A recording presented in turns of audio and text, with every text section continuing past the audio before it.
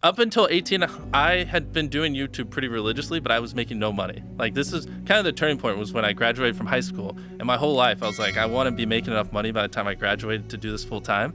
And I wasn't. I was still only making a couple $100 a month. So I graduated high school, and my mom was like, either move out or go to a community college. And I didn't have enough money to move out, but I hated school with a passion.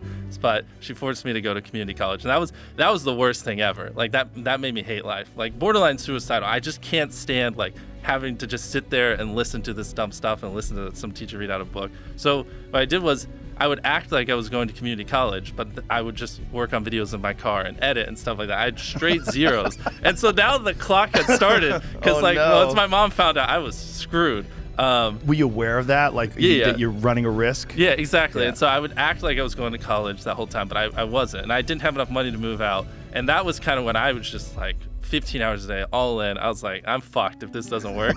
And I had some videos pop off. I couldn't tell you which ones, but I had a month where I made 20 grand because I just had some videos just do really, really well.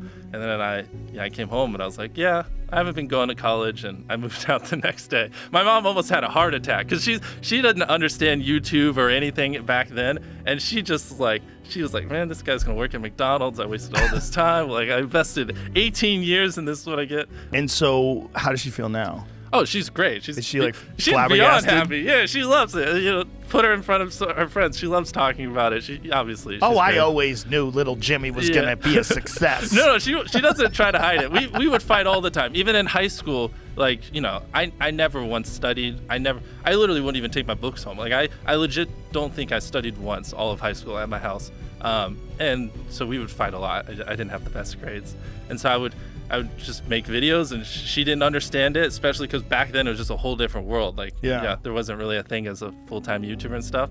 And so it was a lot of arguments, a lot of drama, but ended up working out. She's happy. The thing is, it's like nobody saw this coming, right? So you can't blame her. But especially me in like the middle of North Carolina in a small town. I had like horrible acne. I'm you know, especially back then, really awkward. It's like people would have bet $1 million that I wouldn't be a YouTuber. You know, it makes no sense. But I have, you know, hyper obsession, and I love this. And, you know, you give it enough time, anyone can solve it. Well, there's a lesson in that for people, really. Like, if you do have a hyper obsession to something, there's a lot of people that think that because they're bad at school or because they're not interested in school, that they're destined to be a loser. Yeah. And that's not true. The problem is school is too rigid. Like, regular public school system, sit down, underpaid teacher, disinterested, not really connected with the work. You're not connected with it. You just can't wait to go home and do what you like to do. Exactly. And you get this thought in your head like, oh my God, I'm going to be a loser. I mean, that's how I was when I was in high school. I thought I was going to be a loser. Well, and you take it a step further, because I thought, especially if you're like extremely passionate about something at a young age, where most kids aren't, then it's more exacerbated. That it's like, you know, I didn't talk to anyone. I hardly had any friends because I was so obsessed with YouTube. As back then, just no one cared. So it's like, I thought I was just like, just didn't even know how to speak. Like, literally, I just couldn't hold a conversation with a single person because people would just tell me all you talk about is YouTube. And I would try to talk about something else. But back then I was so hyper obsessed that I literally just didn't know how to. I had to like self-teach myself everything, even, you know, frame rate on cameras, coloring of the video, just stuff like that. And how did you learn? Did you learn from YouTube? Yeah, well... So like YouTube videos and tutorials or something? Most of my growth came actually after I graduated high school. Basically what I did was I somehow found these other like 4 lunatics. 3 of us were college dropouts, 1 was a high school dropout, and 1, I don't know, he just like quit his job. We were all super small YouTubers, and we basically talked every day for 1,000 days in a row and did nothing but just like hyper study, like what makes a good video, what makes a good thumbnail, what's good pacing, like how to go viral. And we just call it like daily masterminds. We would just get on Skype every morning, and like some days like I'd get on Skype at 7 a.m. and I'd be in the call until like 10 p.m. and then I'd go to bed, I'd wake up and I'd do it again. And, you know, we'd do things like just take 1,000 thumbnails and see if like there's a correlation to the brightness of the thumbnail to how many views it got, or like, you know, like videos that get over 10 million views is like how often do they cut the camera angles, or like things like that. Really? So you micro-analyzed everything. Really? Yeah, just, I mean, for like we were very religious about it, and so that's where most of my knowledge came from. Is I just surround myself with these lunatics, and just every day, like we didn't do anything. We had no life. But everybody had sort of a similar vision. Yeah, exactly. So we all had like 10, 20,000 subscribers when we met.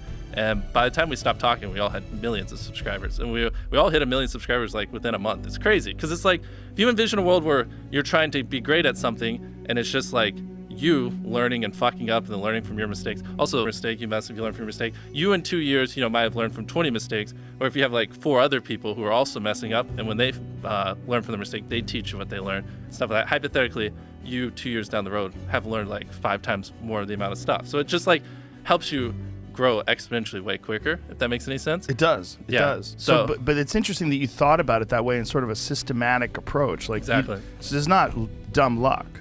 No, I mean, it was like they say 10,000 hours in master something. We probably put in like 40, 50,000 hours. I mean, we're talking like every day, all day, like literally nothing. We had no friends outside of the group. That was your life. And I'm actually rereading that book right now, that Malcolm Gladwell book, Outliers, that talks about that 10,000 hours principle.